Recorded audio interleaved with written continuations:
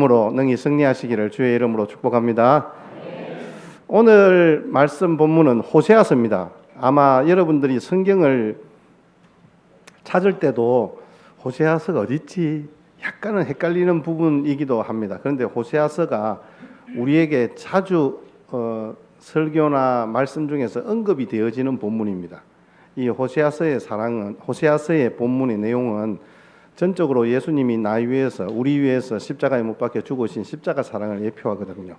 그래서 이 사랑을 자주 언급합니다. 그런데 호세아서 전체의 내용을 보면 하나님은 이스라엘의 범죄로 말미암아 심판, 즉 벌을 주기도 합니다. 그래서 그것을 신학자들은 징벌적 사랑이다 이렇게 표현을 합니다. 그리고 또 하나는 6장에 가면요 표현이 그대로 나옵니다. 낫게 하시고 싸매어 주시는 하나님의 사랑을 우리는 보게 됩니다. 그런데 그 내용 축약해서 2장에 그 내용이 다 나와 있습니다. 1절부터 13절까지는 하나님이 계속 이스라엘 백성들을 터치하십니다. 뭐 어떻게 터치하냐면 가지 마라 합니다. 붙잡습니다. 가지 마라 합니다. 그리고 또 벌도 줍니다. 그리고 뭐라 하기도 합니다. 꾸중도 합니다. 그렇게 하나님께서는 이스라엘 백성들에게 꼭 벌을 주는 것 같습니다. 심판하시는 것 같습니다. 그런데 사실은 그게 아니에요. 한번 6절 여러분들이 성경이 있으신 분들은 6절을 보시면 막 길을 막고 찾지 못하게 하시고요. 7절에는 길을 잃고 바알을 만나지 못하게 그거 가면 안 돼 그러면서 자꾸 길을 막습니다. 9절에는 흉년도 돌게 합니다. 이불 옷도 없게 합니다. 11절에는 즐거움이 없습니다. 명절을 피하게 합니다. 그러니까 쉽게 말하면 명절 되면 우리 부모님 만나러 가고 형제 만나러 가잖아요. 그 길도 막아버립니다. 12절에는 먹고 사는 문제까지 막아버립니다. 농과 밭을 황폐하게 만듭니다. 13절에는 이제는 진짜 벌을 줍니다. 그런데 성경은 그렇게 이야기합니다. 사랑한다면 길을 막아야 되고 배고프게 해야 된다. 이렇게 이야기합니다. 죄의 길을 간다면 우리가 막아야 되잖아요. 우리 뒤에 우리 손자가 있지만은 길 나갈 때 지 맘대로 여기 막 뛰어내려갑니다. 내리막길인데. 그런데 우리는 알잖아요. 어른들도 내리막길 뛰어가면 이게 스탠스를 잘못 맞추면 그대로 엎어지잖아요. 그런데 아이가 그 짧은 다리로 뛰어가면 당연히 엎어져서 얼굴 갈고 막 난리가 나는 거예요. 그래서 하지 말라고 막는 거예요. 하지 말라고 막는 거예요. 왜냐하면 다칠 줄 아니까. 어려움을 당할 줄 아니까. 여러분 그래요. 우리 자식들이 잘못된 길로 나갈 때 그것이 죄의 길이라면 우리는 막아서는 거예요. 여러분 부모로서 그러면 자식들이 한다는데 내가 그냥 가만히 있어야지. 그러면 침묵이 바로 죄가 되는 거예요. 그 앞길을 막는 징벌은 결코 심판이 아니라는 사실입니다. 여러분 우리 뉴스에서 크게 한번 보도된 적이 있죠. 작년에 어머니가 진짜 경찰서에 찾아와서 울면서 아들을 고발했습니다. 내 아들을 체포해 주세요. 저에게 나쁜 짓을 한 건 아닙니다. 그런데 내 아들이 다른 사람들을 좀 폭력도 휘두르고 마약도 하고 그렇게 합니다. 그래서 아들을 신고한 거예요. 그러니까 그 아들이 쫓아와서 누가 나를 고발했어 이렇게 나오는 거예요. 그러니까 내가 고발했다 이렇게 이야기를 합니다. 이 의미는 다른 거 바라지 않는다. 라면 끓여 먹고 살아도 떳떳하게 살았으면 좋겠다. 그래서 이분들을 원망하지 말고 이 의미를 원망해라. 이 의미를 원망해라. 그러면서 그 엄마가 그 아들을 진짜 경찰에 고발한 거예요. 막 아들이 막 울부짖고 난리가 났어요. 여러분 이걸 심판이라 해야 됩니까? 사랑이라 해야 됩니까? 그래서 징벌적 사랑이다 이렇게 표현하는 거예요. 징벌적 사랑, 벌을 준다는 말입니다. 여러분 사랑한다면요 막아야 됩니다. 사랑한다면 막아야 하는 거예요. 이게 바로 사랑하는 이의 정말 안타까운 사랑이죠. 하나님도 오늘 똑같아요. 우리를 내 사랑이라 불러주시면서 우리를 찾아오시고 위로하시는 완벽한 남편의 사랑을 우리에게 보여주고 있어요. 오늘 우리 14절 말씀을 같이 한번 보실까요? 여러분 오늘 본문은 사실은 본문 해석만 해도 우리에게 뭐 다른 설교 어떤 것들을 이야기할 필요가 없어요. 그 정도로 직접적이면서도 은유적이고 뭐 은인화된 이런 어떤 표현들이 꽉 들어있어요. 한 단어 한 단어가. 시작. 그러므로 보라 내가 그를 타일러 거친 들로 데리고 가서 말로 위로하고. 오늘 보니까 이 14절 말씀은 하나님이 우리를 첫사랑으로 딱 이렇게 판시하시면서 그 첫사랑의 대상인 우리를 초대하고 있습니다. 하나님께서 그 첫사랑을 회복하시는 작업을 이미 하나님은 하시고 계신 거예요. 그런데 정작 우리가 매달리며 울며 불며 매달리고 나를 긍휼히 여겨달라, 나를 불쌍히 여겨달라, 나를 사랑해달라 이렇게 해야 되는데 나는 내 마음대로 그냥 집 나가서 내 마음대로 살아버리는 거예요. 이거는 뭐 그냥 간음했다 이 정도로 표현될 만한 상황이 아닌 거예요. 그런데 하나님께서는 오늘 거친 들로 데리고 가셔서 첫사랑의 장소죠. 그 거친 들은 첫사랑의 장소입니다. 이곳은 하나님과 나와만 만날 수 있는 곳입니다. 주님과 나만 아는 데이트 장소인 거죠. 사랑하는 사람들이 그렇게 속삭이지 않습니까? 우리 거기서 보자. 이렇게 하면 서로 압니다. 옆에 있는 다른 친구들이 거기가 어디야? 이렇게 물으면 우리만 아는 장소가 있어. 이렇게 이야기하는 거예요. 그 장소, 바로 거기가 거친 들입니다. 이 14절 한 절 말씀만으로도 우리에게 큰 위로와 소망을 주는 말씀인 것이죠. 그분은요, 우리를 포기하지 않습니다. 하나님, 당신은 우리를 포기하지 않습니다. 뭐라고 합니까? 보라, 내가 이렇게 이야기하잖아요. 여러분, 하나님께서는 하나님의 그 하시는 행동 하나하나가 이해할 수가 없어요. 그런데 하나님의 그 사랑을 이해시키시려고 하나님이 보라, 내가 이렇게 합니다. 직접 하나님께서 우리를 대면하려고 찾아오시는 거예요. 그러면서 우리를 부르는 거예요. 여러분, 그렇습니다. 하나님은 배신하고 떠난 사랑하는 당신의 아내를 찾아서 직접 다시 찾아오셨습니다. 그 하나님은요, 오늘 보니까 다시 한번 띄워주세요. 보라, 내가 그를 타일러 이렇게 얘기합니다. 이 타일러란 말은 개역 성경에는 지난번 우리 개역 개정 바뀌기 전에 계유하여 이렇게 이야기합니다. 계유하다는 말은 도망하여 숨어 있는 나를 다시 찾아오셔서 위로해 주시는 마음인데 마음을 열게 하다 이런 뜻입니다. 계유, 마음을 열게 하다 이런 뜻이죠. 그 히브리어 단어가 파사라는 단어인데요. 약간은 좀 이게 세상적인 용어로 유혹하다, 속이다, 유인하다 이런 뜻이 있어요. 근데 이게 뭐랄까 부정적인 용어가 아니에요. 사실은 여러분 우리 남자 여자가 우리 그 좋아하는 우리 젊은 남자 여자가 있으면 어떻게 합니까? 처음 만났을 때 가가지고 당신 제가 좋아합니다. 나 재산이 얼마 있고 내 얼굴 이런데 뭐 우리 집은 이런데 나하고 시집 올래요. 이렇게 합니까? 어떻게 합니까? 사모님, 박 목사님이 어떻게 속입니까? 내가 비록 이래도 내가 앞으로 내가 당신을 사랑할게요. 당신을 책임질게요. 내가 절대로 굶기지 않을게요. 먹고 사는 데는 지장 없게 해줄게요. 이렇게 이야기를 하잖아요. 누구 이야기다? 제 이야기입니다. 제 얘기인데 제 이야기인데 제가 많이 굶겼습니다. 그런데 어쨌든 처음에는 뭐 못하는 말이 뭐가 있습니까? 이거 딱 성경시 맞죠? 예. 사랑하겠다, 잘해주겠다, 책임지겠다. 그래 놓고는 뭐 사실은 좀 그래 못하는 경우도 있지만 그런데 처음에 만났을 때 그렇게 우리가 같이 함께 마음을 열도록 그렇게 한다는 말이에요. 그게 바로 오늘 이 타이르다는 말이에요. 이게 타이르는 단어에 그런 뜻이 숨겨져 있는 거예요. 부드럽게 잘 타일려서 마음을 열게 하다 이런 뜻이 있습니다. 그런데 제가 보는 것은 이렇습니다. 너무 완벽한 남편이 바람난 아내에게 갔어요. 오늘 배경이 그렇습니다. 너는 여전히 내 사랑하는 내 신부다. 우리 다시 돌아가자. 힘들지? 우리 힘내고 우리 다시 시작하자.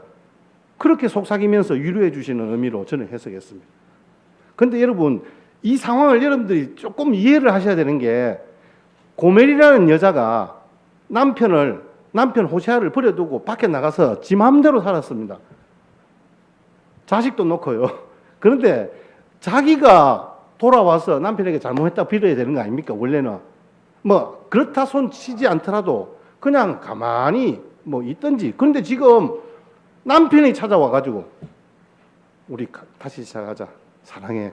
우리 내 첫사랑. 당신만이 내 삶의 전부야. 그러면서 막 찾아오는 거예요. 그런데 자기는 지금 버티고 있는 거예요, 지금.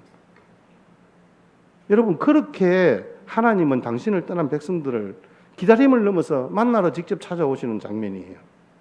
하나님은 우리를 포기하지 않았단 말이죠. 사랑하는 신랑 버리고 동망간 신부 같은 우리의 모습인 거예요. 고멜 같은 나를 찾아오셔서 거듭거듭 타이르면서 그 넓은 마음으로 마중 나와주시는 주님의 모습을 보게 됩니다. 여러분, 주님은 우리를 정말 벗은발 벗고 벗은발로 맞이하는 아버지의 마음과 똑같아요. 여러분, 아버지 품을 떠났던 탕자가 아버지께로 돌아올 때 탕자가 무슨 할 말이 있겠습니까? 고개 푹 숙이고. 근데 아버지는 저 멀리 동구 밖에서 보는데 고개 푹 숙인 아들의 모습, 그 정수리만 봐도 아들인 것을 아는 거예요. 신발도 신지 않고 쫓아나와서 내 사랑하는 아들이 돌아왔다. 여러분, 오늘 우리 14절 말씀을 다시 한번 더 보겠습니다. 우리 14절 한 절 말씀만 해도 오늘 우리가 주님의 그 사랑을 충분히 경험할 수 있습니다. 자, 같이 한번 볼까요? 시작. 그러므로 보라, 내가 말로 위로하고. 아멘. 하나님은 정말 속마음을 이야기하기 위해서 잘 타일러서 개유해서 열린 마음으로 그 아내에게 뭐랄까요? 지금 남편 품을 떠났지만 어쨌든 아내예요. 아내에게 가서 어떻게 합니까? 거친들로 데리고 갔어요. 아까도 말씀드렸던 것처럼 이 거친들이라 하면 우리는 보통 연상할 때 광야구나. 와, 우리가 인생을 살아가면서 힘들고 어려운 고통과 연단의 장소구나. 이렇게 생각할 수 있잖아요. 예, 맞습니다. 왜냐하면 거기에서 하나님을 만났으면 그 거친들이 하나님을 만나는 데이트 장소이기도 해요. 근데 사실은 우리 데이트 장소, 은밀한 장소는 그렇잖아요. 사랑하는 사람들끼리 만났던 그 장소는요, 다른 사람에게는 공개되지 않은 장소인 거예요.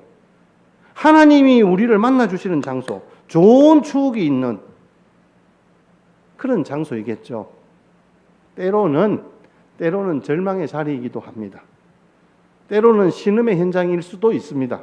기억하기도 싫을 만큼 끔찍했던 순간이기도 합니다만은 어쨌든 그 장소가 하나님이 우리를 찾아오셔서 만나 주셨던 바로 그 순간, 그 장소라는 사실입니다.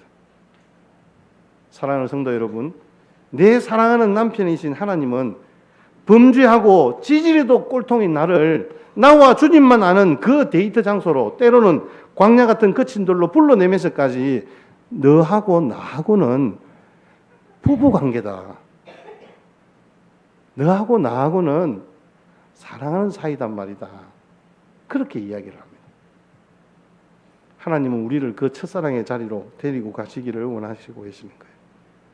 주님은요, 나와 아내를 법적인 관계, 부부 관계라고 규정하고, 그래서 너는 나를 떠날 수 없어. 우리 보면 이렇게 드라마 같은 거 보면 그런 거 있잖아요. 나 이혼해 주기 싫어. 이런 그런 드라마 있잖아요. 그런 의미 아닙니다. 완전한 첫사랑을 회복하기를 원하시는 남편 대신 하나님이 이스라엘 민족을 찾아오시는 장면인 거예요. 여러분, 죄 가운데 쩔어 있고 도저히 우리는 헤어나올 수 없는 그 죄의 구렁텅이에 빠져 있는 우리를 건지시기 위해서 하나님이 사람의 몸으로 이 땅에 오셔서 벌거벗고 십자가에 못 박혀 죽으시면서까지 내가 너 사랑해 라고 말씀하시는 예수 그리스도의 십자가 사랑이 바로 오늘의 말씀의 배경인 거예요. 이 패역한 이스라엘을 어떻게 사랑하시는지 우리 같이 한번 생각해 보십시다. 오늘의 말씀의 제목을 제가 하나님이 우리에게 장가 오셨다 하는 게 맞죠? 들었다 하는 게 맞습니까? 어떻게 표현을 어떻게 해야 되겠습니까? 오늘 말씀 제목은 하나님이 장가 가는 날 내가 이렇게 정했습니다. 하나님이 무슨 장가를 갈까? 근데 한번 보세요. 오늘 말씀 보세요. 오늘 먼저 16절 말씀을, 15절을 넘어서 16절 말씀을 같이 한번 보겠습니다. 시작.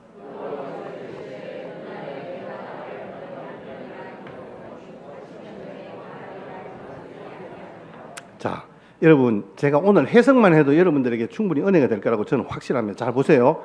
오늘 말씀해 보니까 그날에 하나님이 찾아가시는 날에 네가 나를 내 남편이라 일컬고 여기 남편은 이쉬라는 단어입니다. 히브리어 이쉬라는 단어인데 이 말의 의미는 우리식으로 따지면 여보, 당신, 자기야 이렇게 하는 거예요. 여러분, 이런 단어들은 어찌 보면 진짜 사랑하는 부부 사이에 하는 단어이잖아요. 아니면 사랑하는 연인 관계에서 부르는 단어이잖아요. 그래서 바알이라 부르지 않겠다 말이에요. 이 바알이라는 단어는 고유 명사로는 말 그대로 바알신, 이제 풍요를 상징하는 그 이방신이 있잖아요. 바알신을 상징하는 고유 명사이기도 하지만 일반 명사로 볼 때, 보통 명사로 볼 때는 그냥 남편, 당신의 남편 이렇게 이야기하는 거예요. 그 말은 무슨 말이냐면 법적으로 남편이 누구냐 뭐 이런 것들을 규정할 때 남편 이렇게 이야기하는 거예요. 자, 보세요. 우리가 여기 흔히 생각하는 남편, 여기 나온 번역할 때 남편은 이씨인데 이 단어는요 그냥 우리가 이야기하는 남편이 아니에요. 여기는 여자의 상대적 의미로 동등성을 함유한, 그래서 그 여자에게는 반드시 그 남편이 있다라는 것을 의미하는 거예요.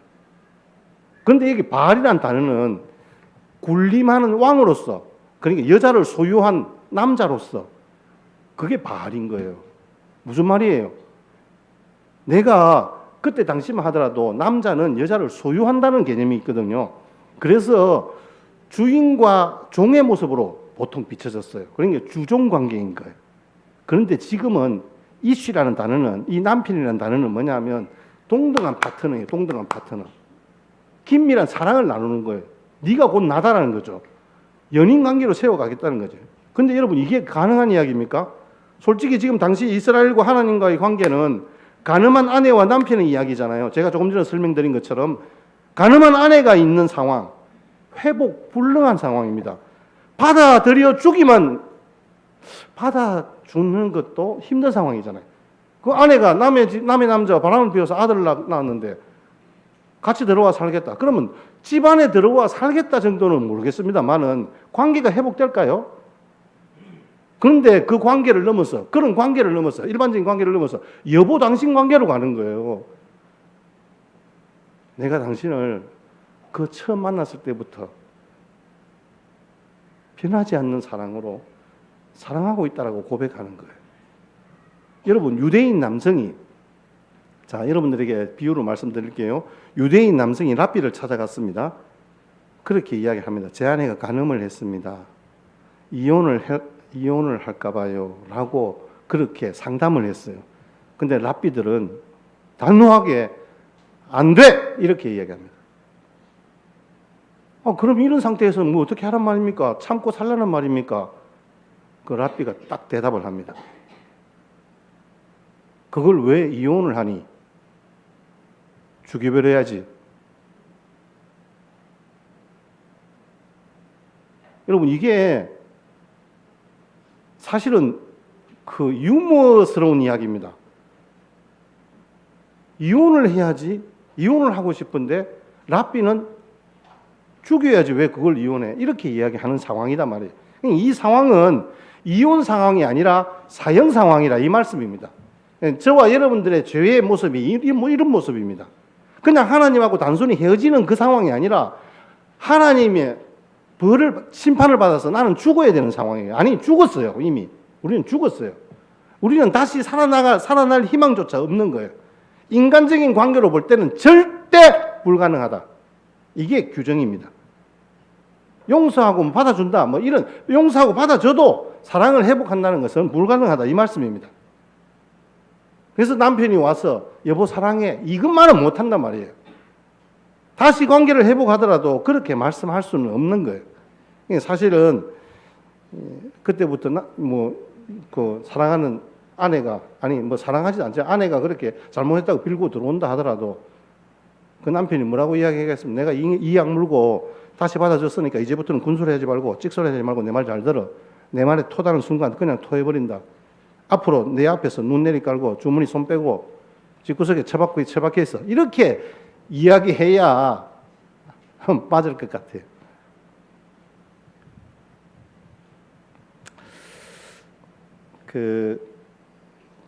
어떤 자매님이 있었어요. 남편과의 관계 속에서 남편이 이제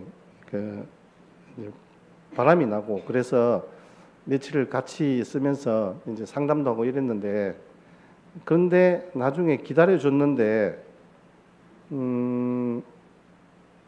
그 자매님이 이제 그런 거예요. 목사님, 그렇게 기도하고 기다렸는데 얼굴을 보니까 너무 화가 나요. 기다림이 분노로 변하더군요. 옆에 썩은 오물이 있는 것 같기도 하고 손이라도 닿으면 뱀이 지나가는 것 같아요. 이렇게 표현하는 거예요. 여러분, 이런 사이에서 여보 당신 내 첫사랑 자기야 라고 변할 수 있는 게 이게 쉽지 않잖아요. 그런데 지금 하나님께서 당신 사랑을 회복하겠다, 우리 첫사랑을 회복하겠다 하면서 그냥 너는 내 아내다 이렇게 규정한 법적인 남편이 아니라 자신의 모든 것을 받아주는 이씨, 진짜 사랑하는 첫사랑, 그 연인 관계로 회복시켜 주시겠다는 거죠. 여러분, 하나님은 그런 사랑으로 우리를 찾아오셨습니다.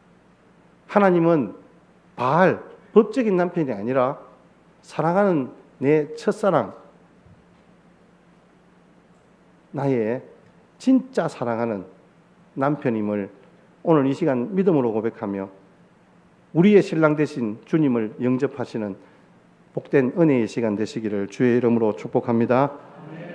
그렇게 우리의 마음을 주님의 마음을 난도질했던 우리들을 받아주시면서 지나간 일들을 기억하지 않겠다고 그렇게 말씀하십니다. 이전에 행한 일 생각지 않겠다고 주님은 말씀하십니다. 돌 같은 내 마음 만져주시겠다고 말씀하십니다. 우리를 다시 일으켜 세우시겠다고 주님은 말씀해 주십니다. 여러분, 그 찬양 여러분 아시죠? 한번 띄워줘 보실래요? 지나간 일들을 기억하지 않고 이전에 행한 모든 일 생각지 않으리.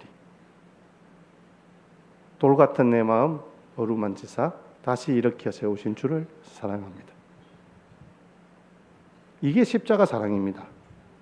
부유하거나 건강하거나 잘 될 때도 주님을 버릴 준비가 된 우리지만, 주님은 우리가 가난하거나 병들거나 가난할 때도 우리를 끝까지 사랑하고 계시는 거예요. 그것을 세상적인 약간 어떤 마음과 감정을 담아서 이야기하면 미친 사랑이에요. 미친 사랑. 내가 어떤 자리에 있었든지 무슨 일이 있었든지 주님은 나를 사랑하십니다. 저와 여러분들도 이런 사랑하시기를 주의 이름으로 축복합니다. 내가 한 짓 생각하면요, 하나님 입장에서 생각해 보세요. 자식 죽인 원수잖아요. 자식을 십자가에 못 박혀 죽었잖아요. 우리가 아들 벌거벗겨 놓고 침뱉 뜯고 채찍으로 때리고 나무에 달아서 그렇게 못 박아 죽였어요. 가장 잔인한 방법으로 하나밖에 없는 아들을 죽인 원수인데, 그런데 그 하나님이 우리한테 찾아와서 내가 너를 처음부터 사랑했었다라고 이야기하면서 내가 너를 아내로 삼겠다. 그래서 우리를 그리스도의 신부로 삼으시고 교회를 여기에 세우신 거예요. 그런데 오늘 2장을 보시면, 2장 전체를 보시면요, 뭐 회개해라 그러면 내가 사랑할게 뭐 이런 거 없습니다. 오늘 2절부터 13절까지 쭉 보시면 하나님이 막 징벌하시고 길 막잖아요. 그러면 안 되라고 이야기하잖아요. 그러면 나중에는 진짜 벌까지 줘요. 그런데 아무 조건 없이 싸매어 주시는 사랑이 14절부터 딱 등장하는 거예요. 그게 바로 오늘 14절, 15절, 16절 읽은 부분이에요. 그런데 여러분 보시면, 내가 회개하면 내가 너한테 찾아갈게. 아닙니다. 그런 단어 없습니다. 네가 나한테 잘하면 나도 네한테 잘할게. 우리 보통 그러잖아요. 가는 말이 고와야 오는 말이 골치, 이렇게 곱지, 이렇게 이야기하지 않습니까? 그러면 여기 보면 타일러라고 하는 단어를 제가 말씀드렸잖아요. 당신이 나한테 먼저 잘못했다 그러면 내가 당신을 내 마음 열고 잘 받아줄게. 여러분, 그런 단어가 없어요. 그런 말씀이 없어요. 우리 좀 전에도 제가 말씀을 드렸지만 이 타일러라는 단어는요, 그냥 일반적으로 우리끼리 대화할 때 쓰는 단어 아닙니다. 침실 용어입니다. 침실 용어. 무슨 의미인지 아시죠? 부부끼리 자기야 사랑해 하는 거예요. 분노해도 시원치 않을 판에 사랑으로 토닥거린 거예요. 여기서 보니까 위로하고라는 단어도 나와요. 자, 14절 다시 한번 띄워주실래요? 14절. 마지막에 위로하고, 말로 위로하고, 이게 말로 위로하고. 이걸 문자적으로 해석하면 말 잘한다 이런 의미로 우리는 받아들이죠. 그게 아니고 마음에 말한다 이런 뜻입니다. 말로 위로하고, 이 말은 마음에 말한다라는 거죠. 그냥 말로 끝내는 것이 아니라 진짜 토닥거리고 위로하고 회복을 시작하겠다는 말입니다. 그 마음의 진정성이 느껴질 때까지 내가 그렇게 하겠다는 거예요. 어디로 데려가서? 거친들로 데려가서. 여기 거친들은 바로 이스라엘의 출애굽의 광야를 말하고 있습니다. 첫사랑의 자리로 데려가서 순수한 첫사랑을 다시 시작하게 하시겠다는 거죠. 그 첫사랑의 장소가 어딘지 15절, 자 같이 한번 보겠습니다. 시작. 거기서 비로소 그의 포도원을 그에게 주고 아골골짜기로 소망의 문을 삼아 주리니 그가 거기서 응대하기를 어렸을 때와 애굽 땅에서 올라오던 날과 같이 하리라. 아멘. 그 거친들이 어디냐? 바로 어렸을 때, 즉 첫사랑. 하나님과 이스라엘 백성들이 첫사랑을 누렸던 어렸을 때, 그때가 애굽 땅에서 올라오던 날, 출애굽하던 그날이에요. 하나님께서 약속하신 포도원을 다시 회복시켜 주시겠다는 거예요. 하나님의 그 사랑과 하나님과 사랑했던 그 아름다운 그 광경들을 다시 회복시켜 주시겠다는 말씀입니다. 출애굽의 시작 때 뜨거웠던 믿음과 사랑처럼 대해 주겠다는 하나님의 약속의 말씀입니다. 여호와 하나님은 오히려 첫사랑으로 돌아가서 너희를 내가 사랑하겠다라고 말씀하고 있습니다. 우리 하나님, 제가 여러분들에게 책 제목을 빌어서 말씀드리자면 하나님은 사랑에 눈이 멀었습니다. 한눈 팔아도 용서가 안 될 판에 두 눈 다 팔아버린 그 이스라엘이지만 주님은 두 눈 질끈 감고 눈물로 흐려진 두 눈으로 그 눈물 사랑을 하겠다라고 지금 작정하고 나서는 거예요. 여러분, 우리는 한눈 팔고 하나님 사랑하는데 하나님은 우리를 향해서 아예 눈을 감아버리고 그 모든 것들을 다 받아주시는 눈먼 사랑인 거예요. 그리고 그렇게 너희도 사랑하라고 가르치신 거죠. 우리 그리스도인들도 마찬가지입니다. 여러분, 사랑은 아픔입니다. 우리에게 아픈 사랑하라고 그리스도인으로 부르셨습니다. 찢어지게 아픈 사랑이라고 우리에게 말씀하고 있습니다.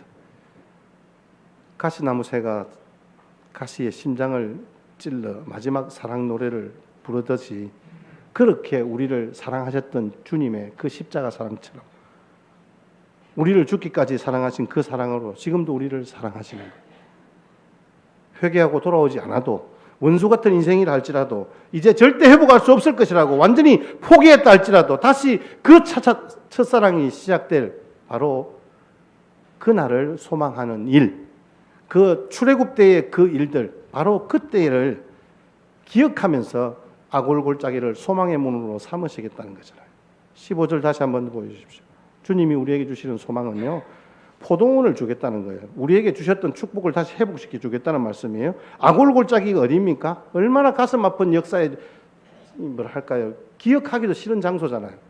여리고성을 무너뜨리고 다시 이제 아이성을 쳐들어갈 때 실패했잖아요. 실패한 이유가 보니까 그렇게 하지 마라 그러는데 아간이라는 사람이 그곳에서 전리품을 획득하고 자기 집에 숨겨놓은 거예요. 그래서 그 온 집안이 돌로 쳐 죽임을 당했잖아요. 그 골짜기가 아골 골짜기예요. 그 장소가 어디입니까? 예수님께서 십자가에 못 박혀 죽으신 장소예요. 그런데 그 기억하기도 싫은 아골 골짜기를 소망의 문으로 삼아 주겠다는 거예요. 실제로 하나님께서는 그 소망의 문을 삼아 주신과 동시에 우리에게 완전한 구원의 역사들을 완성시켜 주셨잖아요. 고통의 골짜기인데 의를 위한 고통과 고난이 아니라 죄로 말미암아 내가 지은 죄 때문에 당하는 고통이었잖아요. 내가 친 사기 때문에 감옥에 갇히는 고통을 당하고 아버지의 알코올 중독과 아들의 마약 중독으로 인해서 온 가족이 경험하는 그런 수치와 고통들도 있습니다. 수많은 사람들이 그 일들을 이야기하잖아요. 남경필 의원 같은 경우에도 심지어 대선 후보로까지 금명되는 사람인데 자기 아들이 마약 중독으로 고통받는 그런 일들이 있잖아요.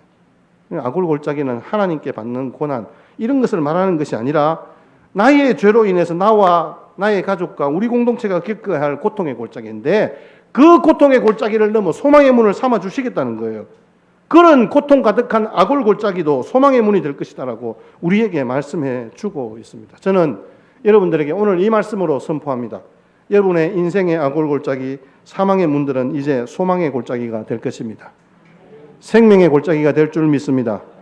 여러분들도 담대히 우리 가족들에게, 이웃들에게 선포하십시오. 내 인생의 아골골짜기야, 너는 오히려 소망의 문이 될지어다. 여러분 그렇게 선포하시고 하나님이 장가가는 그 날을, 하나님 우리에게 장가오신 그 날을 여러분들 기억하십시오. 주님은 우리는 기대도 할 수도 없고 기대하지도 못할 존재지만 하나님은 우리를 찾아오셨어요. 우리에게 장가들려고. 근데 여기에 결혼의 의미는 재혼 이런 의미로 보기보다는 유대인들이 13살쯤 되던 해에 이제 약혼, 정혼을 하는 그런 의미거든요. 음란한 아내로 인해 결혼 생활이 파탄나 버렸는데도 불구하고 받아주는 것을 넘어서 어린 시절 그 순수한 마음으로 그 아내를 바라보며 약속을 했던 그 정혼의 자리로 오겠다는 거예요. 하나님은 우리와 거기서 만나주겠다는 거잖아요. 신부는 이제 음란한 그런 창기가 되어버렸는데도 불구하고 아름다운 신부의 모습이라고는 찾아볼 수 없는 그런 상태인데 우리 신랑 되신 주님이 우리를 13살짜리 순수한 소녀처럼 여기시겠다는 말씀이 있잖아요.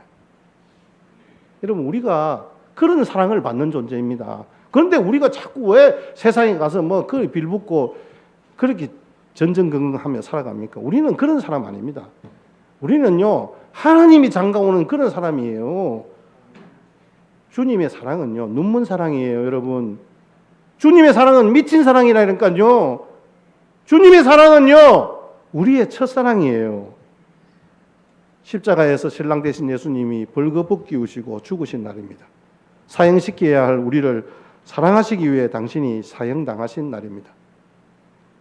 아골골짜기 소망의 문을 아골골짜기 그 사망의 문을 소망의 문으로 만들기 위해 골고다 언덕으로 친히 십자가 지고 올라가신 날이 바로 그 날, 하나님이 장가 가신 날입니다. 여러분 그렇습니다. 말씀을 정리하겠습니다. 우리도 이제 그 사랑을 한번 감당해 보십시다. 눈먼 사랑이 필요합니다. 삶의 한 조각이라도 그분의 사랑을 닮아가는 은혜가 있으시길 축복합니다. 여러분 호세아의 예언처럼 그 예언이 성취된 날은 바로 십자가 사건이 있던 6월절 전날이었습니다. 그때 우리는 음란한 신부였습니다. 하지만 그 은혜와 사랑으로 구속받았다면 신랑 되신 주님이 다시 오실 때에는 순결한 신부로 준비되어야 할 줄 믿습니다. 오늘 우리가 이 예배 자리에 하나님을 예배하는 이유도 주님이 찾아오시고 우리를 다시 세워주실 거룩한 신부이기에 우리는 오늘 이 시간 나온 거예요. 주님은 우리의 어떤 조건을 보시고 우리를 구원하시는 건 아닙니다. 아까도 말씀드린 것처럼 회개하고 네 잘하면 말 잘하면 아닙니다. 주님은 전적인 주님의 은혜로 우리를 찾아오셨습니다. 그렇다면 우리는 그 주님처럼 주님이 우리 신랑 되시고 주님과 만날 그날에 혼인잔치를 기대하면서 시집가는 날을 우리 소망하며 살아야 되지 않겠습니까? 여러분 그렇게 사랑받는 저와 여러분들인데 어디 가서 우리가 그렇게 기죽어서 살 필요가 있겠습니까? 우리에게 장가드신 주님의 마음을 알고 그렇게 살아가는 삶이었으면 참 좋겠습니다. 우리도 그런 사랑 위에 우리 주님 장가드신 것처럼 저와 여러분도 시집가는 삶 되시기를 주의 이름으로 축복합니다. 찬송가